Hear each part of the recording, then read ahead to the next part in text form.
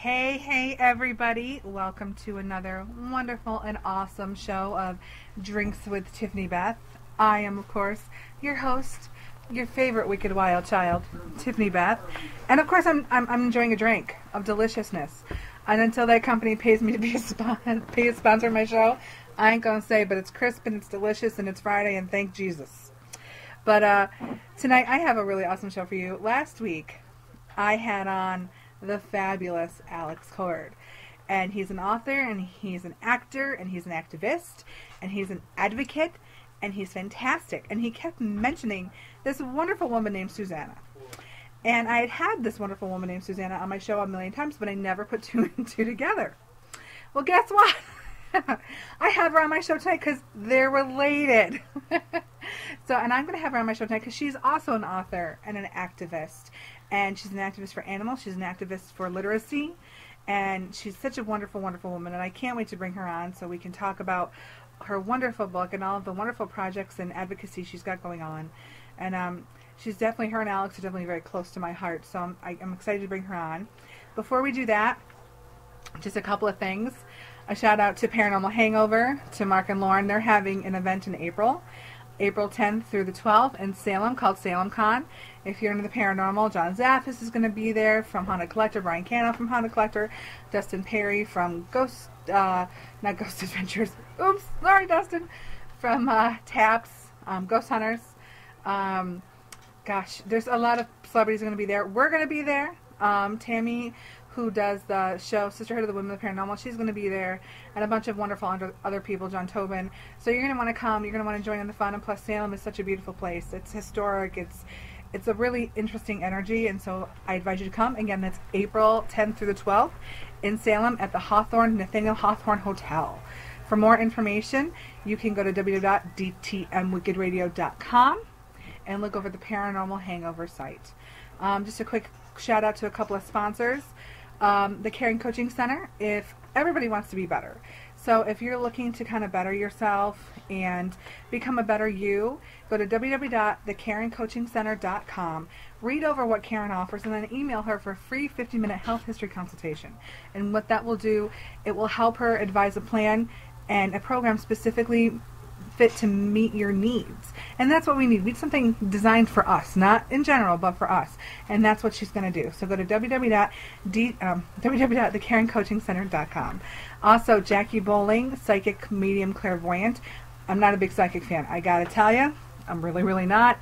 I've had somebody walk up to me like, I have to read you. I have something to say. And they're off like in another world when it comes to me. But Jackie Bowling is really, truly gifted. She actually did walk up to me, but she actually had things to say to me that related to me. And she knew things about me that I never met her before. I swear to God, never met her before. And she was so gifted, and I'm so proud to have her as a sponsor. And so please go to www.dtmwickedradio.com, click on the sponsor page, or even just go to www.dtmwickedradio.com and click on the Jackie Bowling banner and get to know Jackie and email her for a reading or a spiritual cleansing. I can tell you'll be like a whole new person, and she can answer questions for you, and she's truly, truly gifted. And I also want to say, please go to www.bestfriendsanimalsociety.com. I am now the spokesperson for them. I'm so proud because they are a rescue. And they rescue little beautiful fur babies in need. And they need donations. And so please go donate. Even if it's $1, $2, $5, please go donate to them. Help save these beautiful fur babies that need loving, caring, safe environments. You know, I always say bring your pets inside if it's too hot or too cold. You should always have your fur babies inside. You should always watch over them. And if you're not, then you don't deserve to have them, because they're babies, and they deserve love, and they deserve safety, and they deserve everything you have, just like your two-legged babies. So if you can't do that, don't adopt a pet. On that note, and again, so go to www.bestfriendsanimalsociety.com. Please donate to them, or maybe adopt a pet, become a foster. If you love fur babies as much as we do, please become a foster. There's not enough people who do that. On that note, to all of you scumbags who are out there advocating to kill pit bulls because you think they're horrible, I want you to look in the mirror next time you think that, because it's you who's horrible and ignorant. It's not the breed, it's the person. It's how you raise them. Granted, there are some dogs who kind of just snap, but that's every breed. And for those of you who leave your pets in the freezing cold to freeze to the ground and to pass, or think it's fun to kick them, I hope the same happens to you, because that's what you deserve. An eye for an eye. And you're a horrible, despicable person who's a sorry excuse for human beings, and you really don't deserve anything in life except bad karma. And that's all I'm going to say. And it may not make a difference now, but I hope karma comes back to you a millionfold. Because to hurt an innocent being, whether it be an animal or child, you're disgusting, and you don't deserve to breathe oxygen. That's all I'm going to say about that. So now I would like to bring on Susannah Court, who's actually really, really beautiful. She's such a talented writer. She's such a beautiful spirit and human being. And she is an advocate for animals just like I am. And I'm so glad to have her on. Hi, Susannah. Hi, thank you for having me. Thank you for coming. Thank you for listening to my rant. Oh, that's all right. I hear you. That's good. You are an advocate for animals as well. Yes, they play a big part in my life. Absolutely, absolutely. Now, it's been a little bit since we've had you on. Can you tell my listeners a little bit about who you are and where you come from and how you got to where you are? Okay, I'll give you the shortest version possible because it's a long story. But I was originally born in Denmark, and I was raised there and in Africa because my father was involved with third world aid work. So we traveled between Denmark and Africa quite a bit as I was a child growing up. And then as a young woman, I decided to spread my wings. I ended up in America and liked it so much I thought I'd stay. And that's over 20 years ago now. I'm still there. Still here. And in the meantime, I continued working with horses and riding, and those have always been my two passions. So at this point, I'm getting to the point where I'm spending almost more time writing than riding, but it's balancing out pretty evenly.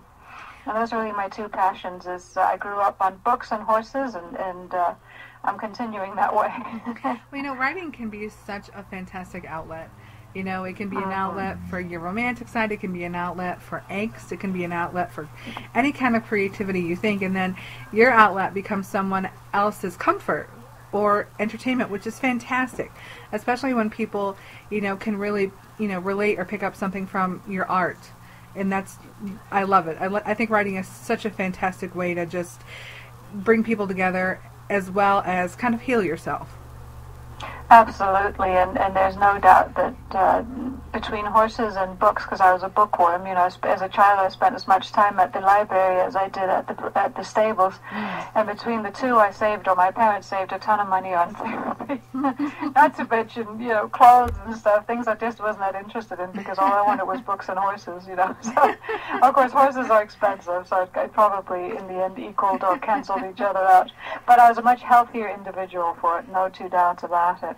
And it worries me a little bit today that the new generations coming up are so hooked on all their all the electronics and that, yeah. And I hope they remember to still sit down with a book.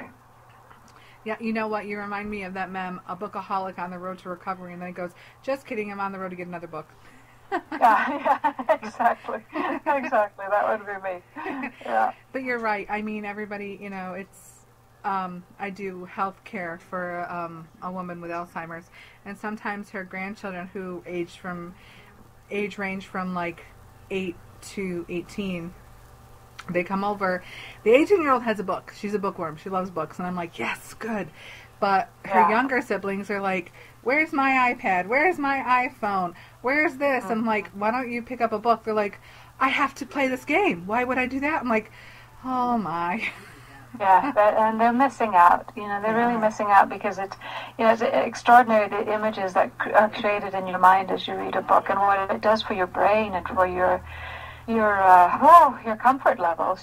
Just to immerse yourself in a book. I was reading somewhere there's something about the way that music actually creates holograms in our brains.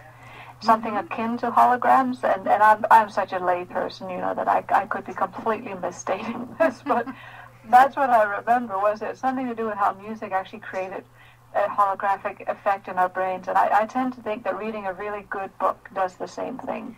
Oh, I agree. If you're reading a good, like, because I'm a singer, so I love music, and I love books, and I write and I read.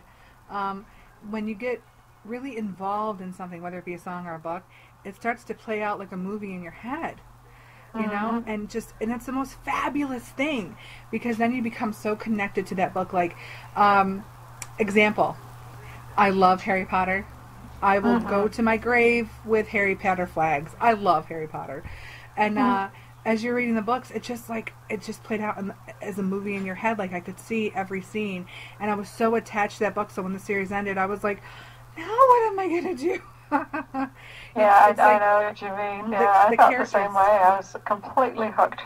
Oh, don't you love Harry Potter? Like, I love Harry Potter. I'd love to have J.K. Rowling on my show, but when the series ended, it's like part of your family kind of left, because you played out this movie in your head, and even when the movie stopped, you're like, those were my friends, and now they're gone. Yeah, yes, and they've gone on to other things. How dare they? Yes. I don't care if you're you're Harry Potter. Yeah, right, yeah. Now, and that is a phenomenal effect of the book, and then at the same time what it does in terms of your brain activity, just to be sitting there reading, which is something that, you get different effects from different input, and there's something very special about the way reading and then music affects your brain. And and just the way you can disappear into a book and everything else around you fades away. I think it would be a great loss to human society if that started to dissipate. I don't really think it is, though. I mean, the books are still going very, very strong. Of course, a lot of people on the iPads and the Kindles now. See, I admit to having a Kindle, because when I travel, it is such a great thing to have, because I like to travel with a lot of books. But there's still nothing beats the feeling of a real book in your hands.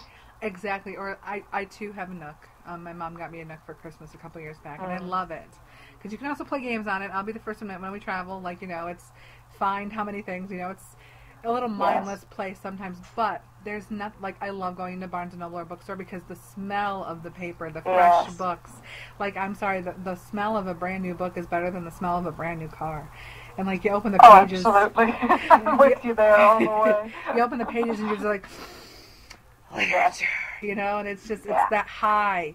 It's so funny. My friend Marge and I, and my friend Marissa and Melissa, we all love books. And we just, oh my gosh, we go into Barnes & Noble, and it's like better than crack. You're like, oh yeah. Oh, absolutely. It's like Disneyland on speed. It's actually a very dangerous place, especially if I've had a coffee too. I was going to say, you add in Starbucks, and it's like, can we just live here? Because we've got books and coffee. We're good. And pastries. Who doesn't want to book with a coffee and pastry? No, exactly. There's just nothing better, and usually I come out with my credit card smoking, Honey, we could pay our mortgage next month, but I just bought mortgage worth of books. Yeah, exactly. I wonder if I can pay my mortgage in books. But then they'd have to give them back, because they're like, no, those are my friends. Yeah, I'll loan them to you. So, tell us about your book that's coming out. Well, it just came out here. It came out in Kindle last fall, and then it came out in paperback here in January. And it's called Each Wind That Blows. And it's a memoir, actually. It's the best way I finally decided to describe it. And it's all about... Well, the background was that I spent time in Kenya as a child growing up, and I just loved it, and I never stopped wanting to go back to Kenya. And the opportunity came along back in 2012 to go on assignment for the Equestrian magazine that I wrote a column for, and to go on this horseback safari in Kenya and then come home and write about it. And so I thought, well, that's fabulous, and off I went. And what I didn't realize was that going back to Kenya was going to just turn me upside down, inside out, and bring up a whole lot of things that I had sort of been sweeping under the carpet and maybe not really dealing with or quite addressing, within myself. And so the book, and it ended up being a book instead of just some articles. We published the first few chapters, and then since then it just became a book. And it's about the trip to, it's a very exciting adventure, because you go to Kenya, I go to Kenya on horseback, and, we were facing off with lions and buffalo and elephants, and it's really fun, and it's fantastic. But there are several different storylines throughout the book that weave together. And so the main story being the riding safari with Offbeat Safaris. That's a fantastic company. They do everything in Kenya. You can go there and go on a horseback safari. You can go and live in a tent and go hiking, or go out in the Land Rovers. Or you can go to the beach. I mean, they're just phenomenal. They've been there for about 30 years. But anyway, so that's the main story. But then there are also storylines that one relates to my childhood growing up, but just this whole experience of switching back and forth between different cultures, because I was constantly, every 3-4 years, dumping into another new culture to adjust to and adapt to.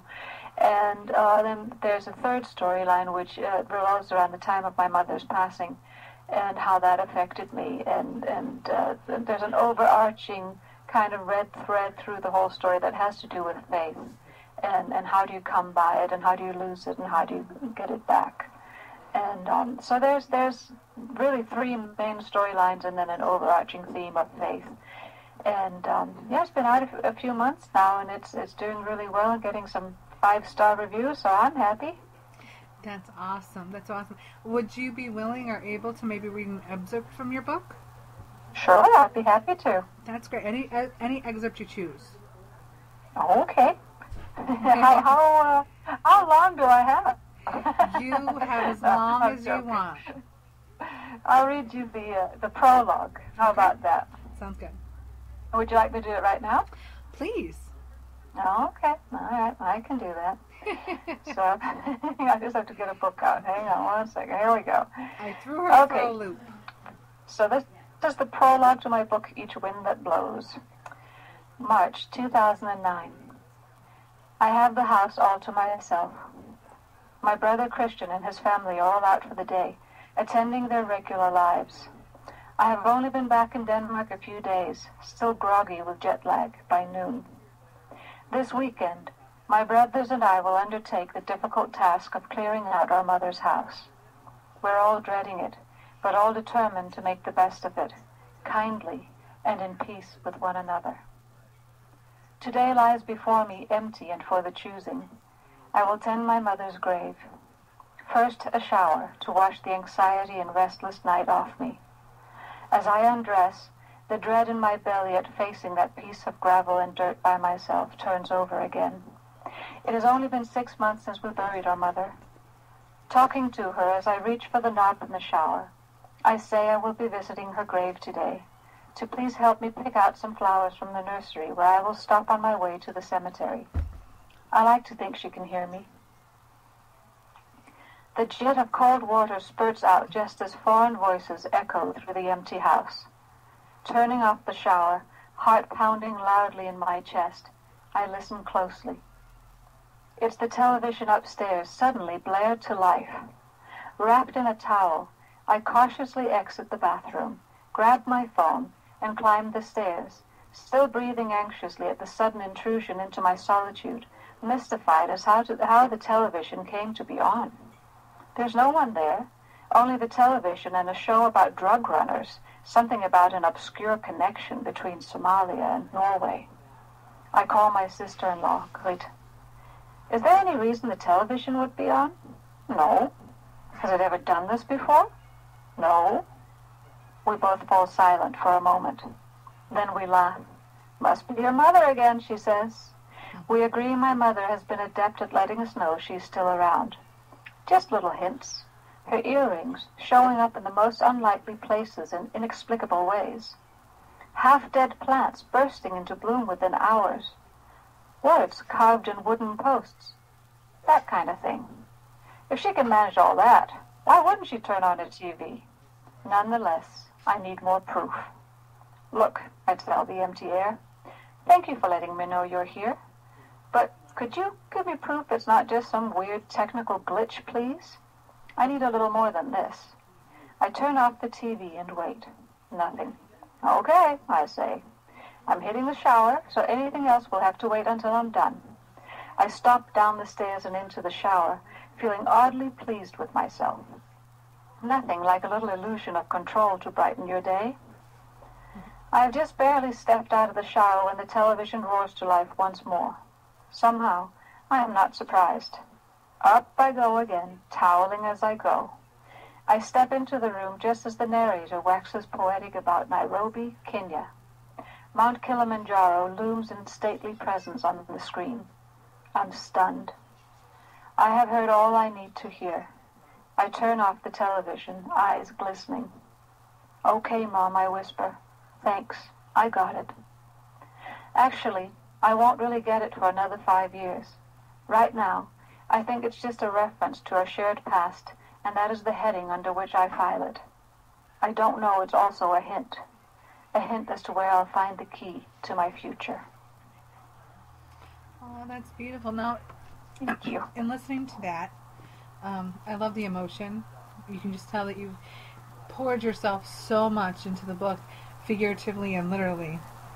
Oh, yeah. And I absolutely love that. Now, was that part of your faith, the signs from her, kind of daring her, like, give me another one, just give me another one? Is that part of your faith and part of the theme of faith throughout your book? Oh, sure, yeah. Because, by the time my mother passed, and it was very sudden and out of the blue and unexpected, I was sort of already kind of going, well, I'm not sure. See, as a child, I had a very natural and very deep faith. It was something nobody had to... I wasn't raised with any kind of religion. I wasn't raised with any kind of guidance on spirituality whatsoever. We were completely left to our own devices. It was basically, I guess, an agnostic household. And my mother was spiritual, but that didn't really come out until much later in her life, because it was kind of... it was kind of jokey then to be spiritual. And if you weren't religious, then you were agnostic. That was just kind of the way it was. Nobody thought anything of it. But I, as a child, had a very strong sense of God. And he was inside, or he, she, they, it, whatever you want to call it. For ease, I just say he. But it was something that was inside of me that I never had to think twice about. It just was. I had this connection. But then, of course, as you grow up, or as I grew up, life starts knocking you around, and things don't quite work out the way you thought they were going to. And so, holes were punched in my faith and my understanding of God and my relationship to God.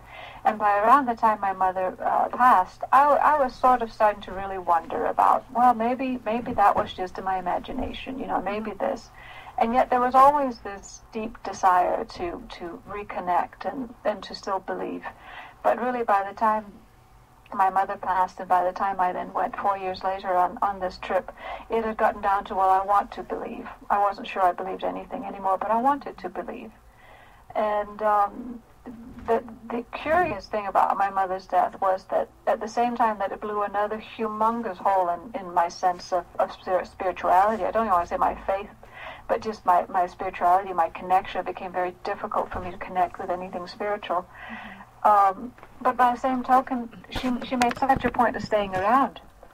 So I had these two, juxtaposed things going on, where on one hand I was feeling very frayed spiritually, and on the other hand I was going, but my mom's here. So if my mom's still here, then obviously there's more to life.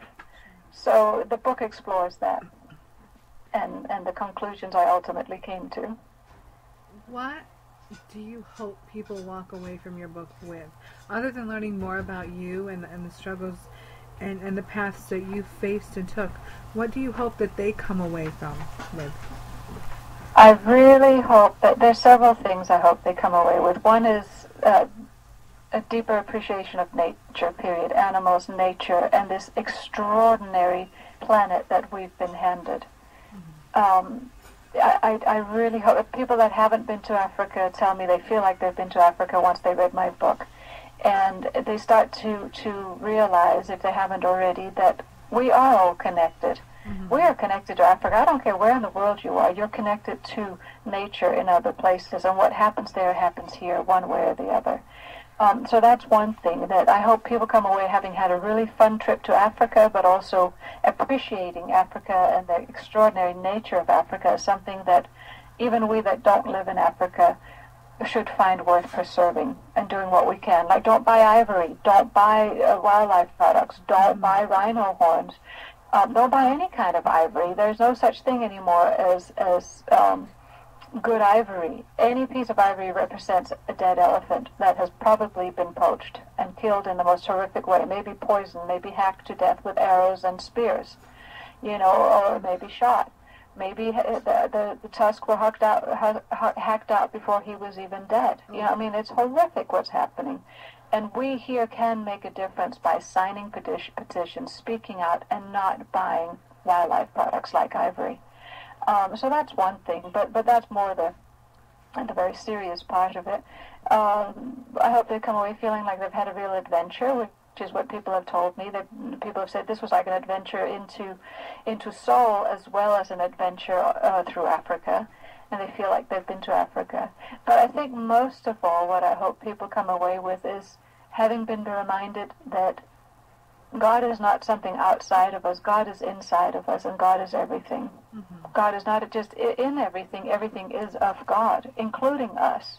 And there is no disconnect. There is no separation.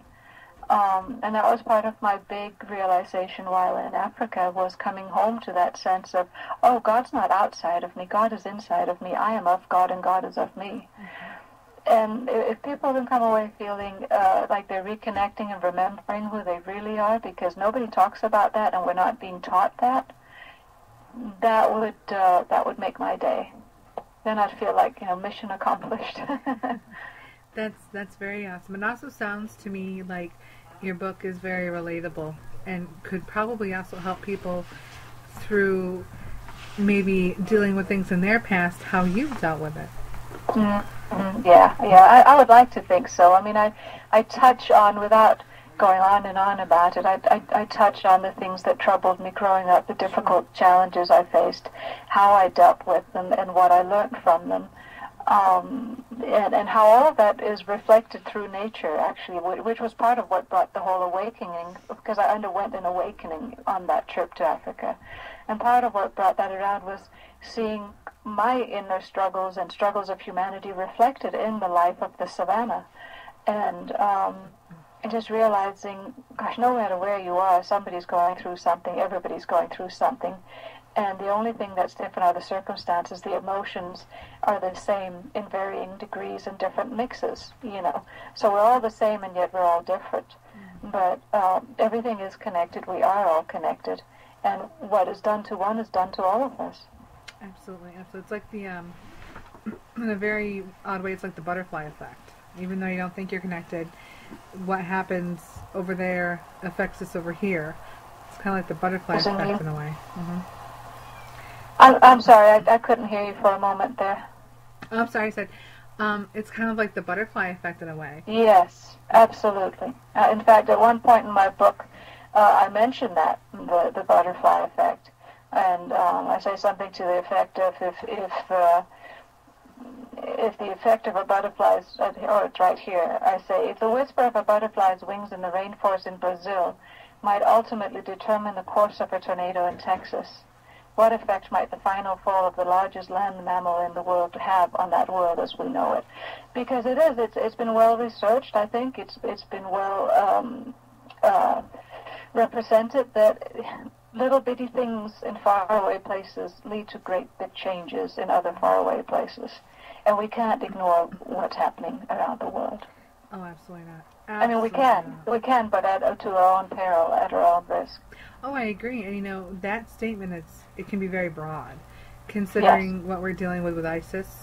And a lot of other things. Like, these are people.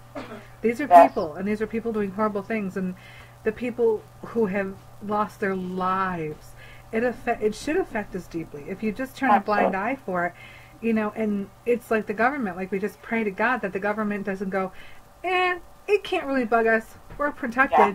That's when we're at our most vulnerable. And we have to be aware. And if not, it doesn't matter how many members there are to that horrible organization. They could do sustainable damage to our world. And they already are. They are. Those poor people. You just think the poor people that have, oh my God, it makes my stomach churn. And for me personally, it makes me feel like we have to do something. We have to do something. These people cannot just lose their lives in vain. We have to do something. and not only for them, but also to make sure it doesn't happen again. Nobody ever should come to that kind of fate. And it just, you're absolutely 100% right. And everything around the world affects us eventually. Well, it may not be the second, but it will. And we can't. We have to have eyes wide open. Well, and especially in this case, I mean, not especially, but even more so in this case, where it isn't just contained to one country. It's already worldwide. Oh, yeah. We saw it in Boston, we saw it in New York, we've seen it, seen it in Europe, Paris. Yeah, the list goes on, and now Boko Haram in Nigeria has pledged allegiance to ISIS, so this is now West Africa. Yeah, we would be incredibly naive and arrogant to think that it'll never reach us here, because it's already here. They have already reached us here. Mm-hmm. And you're right. I mean, if the government turns a blind eye to this, then we will all suffer. Oh, absolutely. Yeah. And I pray, going back to faith, I just pray that does not happen. Yeah, and it's horrific. I mean, it's Stone Age stuff. It's worse than Stone Age stuff. You know what's going on. It's so primitive. It's unbelievable. It's and I think, especially as women, we need to be particularly alert here and willing to step up to the plate. Look at the women who are stepping up to the plate in those very places, in Afghanistan, in Pakistan, in Iraq, in Iran. Women that are risking their lives by speaking out. Women that are risking their lives by taking a stand. We as women of anybody on earth should be paying special attention, because nobody loses more to ISIS and their types than women. Oh, absolutely. Women and children suffer more than anybody. Yeah, we're degenerates, and children are degenerates unless they pledge allegiance to them. I mean, I think I read somewhere where they were recruiting kids as young as 8. Oh, and just the other day they had a young boy shoot a supposed traitor in the head on film. Just a little boy. And the Jesuits used to say something to the effect of, give me 3 years with a boy at 7 or something, he's mine for life. I mean, because the brains are so malleable at that point, they can indoctrinate and brainwash, and it takes a very special soul to break free of that down the road. Yeah, well, I guess what kills me more than anything is it is barbaric, and it just to think that people's mindsets are just like that. That's what kills me. And I take criminals, and I study criminal psychology. I've studied the human brain, but these people aren't your typical serial killers or something like that. They're way, way more advanced, I hate to say. But just the fact that their mind works like that, and they think it's okay, and they think it's a good thing, and it's scary because they just talk themselves into thinking that they're martyrs. Yes.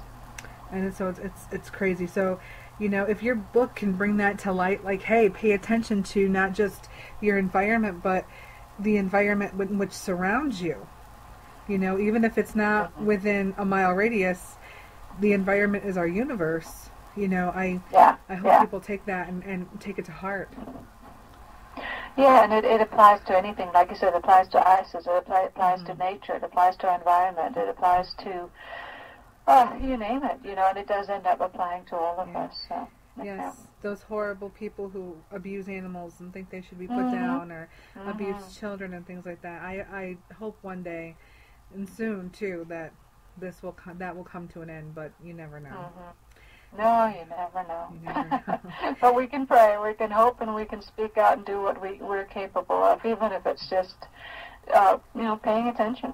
Yeah. 100. Bearing witness, that's something. Bearing witness is, I think, incredibly important, because we know from quantum physics that just adding an observer changes events. So just by not turning away and not turning a blind eye, we have an effect. Absolutely, 120%. And people think, well, there's not enough of us. Guess what? It starts with one. And it just, you can, if they can recruit for what they do, we can recruit to save ourselves. Yeah, precisely. It starts with one, people. It starts with one. The power of one. That's right. It's stronger than people think. A lot of people. So you're not there. And you also have started a program that encourages literacy. Well, that might be overstating it slightly, but what I did with this book, with Each Wind That Blows, was I was looking for a way, going back to what we were talking about, that there's just nothing compares to having a book in your hand, and I wanted to promote that I get Kindle and the Nook, and I love it, and I have one and all of that, but there's just nothing that replaces sitting down with an actual book. And so I was trying to think of ways, first of all, to help my book get out there, frankly, but also of ways to encourage people to not just buy it on a Kindle, but to actually have a paperback in their hand. And also I wanted to try to help connect people that really enjoy reading around the world, and just say, look, we're like this invisible community. I mean, of course, there are other programs out there. I'm not so arrogant to think I'm the first one to try to do something like this. There are lots of ways people are doing this, but my way that I came up with was to establish the Traveling Book Society, and really it's a very simple concept, very simple. And all it really is that I offer that people can, using the code TBS, which is stated right on the website, thetravelingbooksociety.com, they can purchase a copy of my book at a discount. And I will also send them what I call a traveling book. And what that is inside of that book, I have glued instructions. And the instructions are that they read it and pass it on to somebody. And inside the book, people can sign their name, where they are, what they were doing when they had the book in their hands and were reading it. And once it reaches 10 people, I ask that they return it to me. And they're encouraged to scribble in the book, highlight in the book, draw pictures or whatever, say, I love this, or this made me feel like this, or whatever. And then the 10th person returns the book to me, and I return the postage, and if they like, I send them a new traveling book. And then in the meantime, I also encourage people to send me pictures and feedback that I can share on the website and on our Facebook page, so that we start to say, wow, you're reading it here, and where did you go, and where did you go? And we see the pictures, and people start to talk to each other, not just about this book, but about books. Because, first you talk about one book, well, then you go on to talk about other books you loved. And that's what I wanted to encourage, and that they actually sit down with a book with real paper, real print, real ink in their hands, And we create these little networks around the world through the passage of this one book. And hopefully down the road that grows into other things. Maybe we add other people's books. Maybe we start having different pages for different books, and we follow their travels around the world and how they're affecting people, and So I'm curious to see how this grows. I think it's going to be a lot of fun. And I have my first 7 traveling books are out there, and we're already getting some pictures back. One book is in Australia. Looks like it's having a great time. And that's the other thing on the website. I tell a little story about each book, where they are and what they're doing. So it's fun. It's creative. That's so awesome. That sounds like such a fun thing to do and to get involved with. And and also that way, it brings people from all over the world together. Yes, exactly. And that's what I keep having this vision in my head of a globe with all these beautiful lights connecting. You know what I mean? That's the image I get in my head that I hope for one day. That if we were to sit down and create a globe that represented all the people reading and the book passing hands, going from hand to hand, that what we would see is this incredible network of lines all around the globe. And like I said, not just for my book, that's just the starting point, but adding, other books maybe that people suggest and say, hey, let's do it with this book, and with authors that are willing to get involved and donate books, I think that would be just a wonderful way to create a reading society, so to speak, yeah. That's awesome. That is so awesome. I mean, there are a lot of other programs out there, but that's the first I've ever heard of that type of program. Oh, is it? Yeah, I guess I wasn't sure. I just had the idea and thought, okay, let's do it. I didn't research nothing. I just went and did it. Well, I know of other people that give books, and have it written in there, give it on to other people, and people can sign their name. That was how I originally got the idea, but I just kind of went a little further with it. No, that's the first I've heard of that type of program, and that's exciting. And that is so neat. I absolutely love it. Thank you. And people can go to www.tbs.com, travelingbooksociety.com to participate? Yeah, it's www.thetravelingbooksociety.com. Awesome. That's so Yeah, awesome. and then the instructions around there, where to go with the code and all of that. And we had a promotion going, and now I'm not sure. I should have checked before I talked to you. I forgot all about it. But we had a promotion going where people could enter the competition, and we're going to pick 6 people that get to buy my book at a 40% discount and get a traveling book. And that might still be going, so run over there and enter the competition at thetravelingbooksociety.com. Awesome. I hope everybody runs there. Everybody should run there and participate, because it's such a fantastic way to embrace reading, to get to know people, and get to know Susannah Cord. What a fun thing to do. I'm so glad you made that society. That's awesome. Thank you. Me too. I'll have to get on there and sign up for it and be a part of it. How exciting. Yes, please do. No, that would be lovely. Oh my gosh, absolutely. Now, are there other books you're going to be writing that will be coming out that we can look forward to? Yes, I'm working on 2 things right now. I'm working on an anthology, which will be quite specifically for horse people. So any horse people listening, this might be for you. It's an anthology of my column at the horsesforlife.com, the magazine that I wrote for quite a few years. And so we're going to pick out about 10 of my columns and put them into a book. And I will, probably write a little. My idea is to write, with each column, write a little something about how I view that now, how I see those things now, what I've learned since then, or how it affected me since then. Mm-hmm. To give it more of a connecting it to now and what I've learned since then, give it more of a scope, so to speak.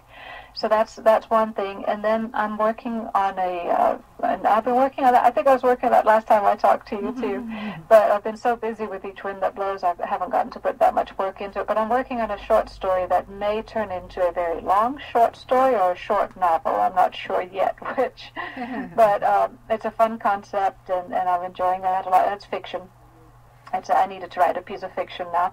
So, yes, I'm enjoying that, and I'm aiming to have that done by the end of the year. Awesome. Well, I can't wait for it to come out, because, of course, we're going to have you on again before then, but we'll actually have to have you on again after that, during that time. Oh, yeah. Absolutely. Yay! I think it'll be right up your alley, so I look forward to you reading it and telling me what you think. I can't wait, and I'll definitely tell you what I think, but I love your style of writing, so I'm sure I'm going to absolutely love it. Thank you.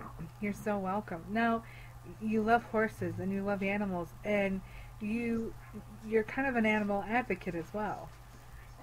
I am in that, I'm always posting things on Facebook and all that, and I've joined some marches for the elephants, and I have a project called the Katika Nuru Project, which I started after coming back from Africa, which is like a little fledgling passion project. I do what I can with what I've got, but what I want to do and what I am doing is just helping to create media to raise awareness of the environment, of the fauna and flora, and the conservationists that are out there fighting for what's left of our natural world, which is quite a lot. There's a lot still to protect, and we need to hang on to it. And so it's just whatever I can do, So I've provided some footage for some music videos about elephants, and that's been really fun. And I'm constantly looking into what's happening around the world, in particular as regards to elephants and rhinos. They're very close to my heart because of my experiences in Africa. But yeah, and then of course anything that has to do with horses, anything that has to do with dogs and animals here. I'm always sharing information on Twitter and Facebook, asking my friends to do this, do that, sign this, sign that, donate here. So yeah, just whatever I can do with what I've got at my disposal. Yeah. That's awesome. I see them on Facebook, and I sign the petitions, and I share them, and because I'm right there with you, and yeah. We have to, as humans who basically control the universe for innocence of animals and children, I think it's our duty to do what we can to protect them. Absolutely. It's entirely up to us to prevent as much suffering as we can, and they are completely at our mercy. They truly are. They're at our mercy, and so we need to show them just that, a whole lot of mercy. 100,000%. And unfortunately, it seems like large swaths of human society today have become so disconnected from nature and animals. They just don't really even connect to the fact that it's a living, breathing, sentient creature, animal, being. I call them fellow earthlings, because I don't.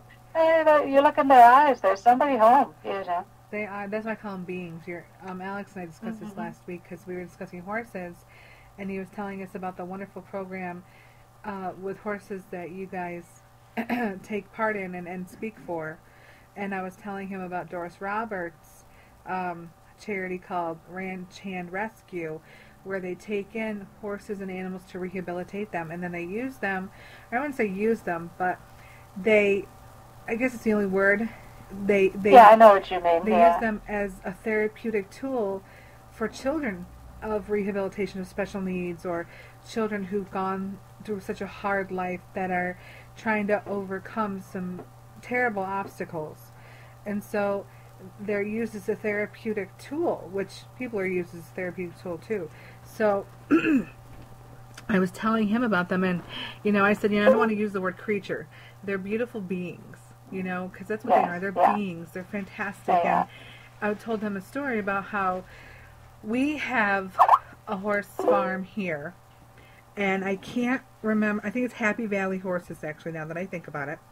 Happy Valley Horses, and they also are used as therapeutic tools for special needs children. And there was an autistic boy with cerebral palsy, because we had taken a couple of them, and he was having the hardest time getting on the horse. And we didn't know what we were going to do, how to get him up there, because he'd be a little unstable on a ladder, what we were going to do. And it was almost like the horse knew, and he bowed. He got down really low, so Dylan could get on top of him and ride it. And nobody made the horse do it. He just did it. All of a sudden, he's like, boom. And we're like, well, all right then, And so, and Dylan had such a great time. And then when it was time for him to get off, innately, the horse just bowed again, got really low, so we could get Dylan safely off the horse. And it was just amazing. Like, you can't tell me that they don't have their own brains, their own spirit, their own personality. And for people who think that way, I question if they have one. So.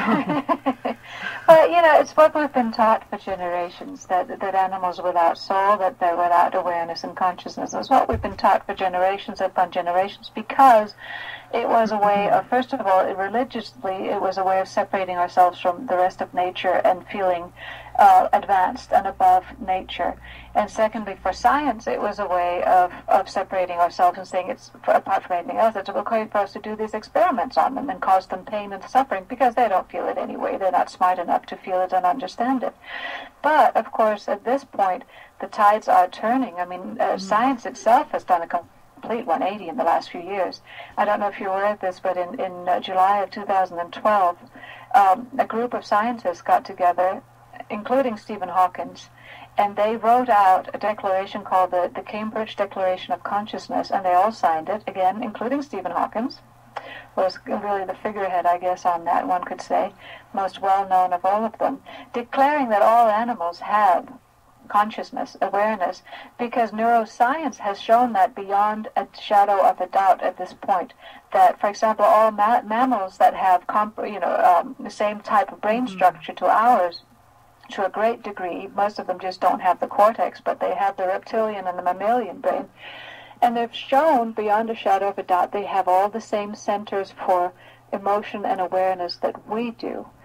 And there's just no way around it anymore, people. If you want to point to science, science has already come around. And, of course, the Pope just declared recently that of course, animals go to heaven. So both religion and science are starting to awaken to the fact that we are all of God, including animals. 100%. And that means awareness. It means awareness. And, of course, I see it in my work with horses all the time. They both blow me away and don't surprise me anymore, if you know what I mean. It's like, well, of course he'd do that. He knows, Absolutely. Yeah. Absolutely. It's interesting. I'm not Catholic, and I love the Pope. I really do. I think he's fantastic. Oh, this is a fantastic Pope. And we should have had him 50 years ago. Yeah, but the world wouldn't have been ready. Well, maybe that's what it needed, though. Yeah. True. You can look at it that way too. Yeah. Sometimes Maybe it would have been better if he'd been there 50 years ago. Yeah, I don't know. But would have been interesting to see. mm-hmm. Well, I want to thank you so much for coming on the show. I absolutely love having you each and every time. You're such a beautiful person. You're so talented, and you're so kind and generous. And I just absolutely love you and Alex. And I just, every time you're on my show, it just makes me so happy. How can people, is there a place where people can maybe reach you? Where can people find your book and all your information? Oh, yeah. I'm on Facebook. I'm on Twitter. Susannah Cord Author. Both Facebook and Twitter. And then, of course, there's my website, www.susannahcord.com. And then there's the book is at eachwindthatblows.com. And you can find, and of course, if people can't find me that way, they just Google Alex Cord and I'll pop up. And there you'll be in picture and in website. Yeah. I can't hide. I can run, but I can't hide. Even then, sometimes it's hard to run. Yeah. Oh my goodness. And don't forget the travelingbooksociety.com where people can take part in your fantastic program. Thank you so much. Thank you. I want to thank you again so much for coming on the show. I want to thank all my listeners. I want to thank all my animal advocates out there. I want to thank all my sponsors. You guys are rocking out. And, you know, everybody spread love, not hate. Protect one another. Love one another. And just be good. All right, everybody. Have a good night. And we'll talk to you soon. So, Susannah, if you want to stay on for a second, sure. That'd be great. All right. Night, everybody.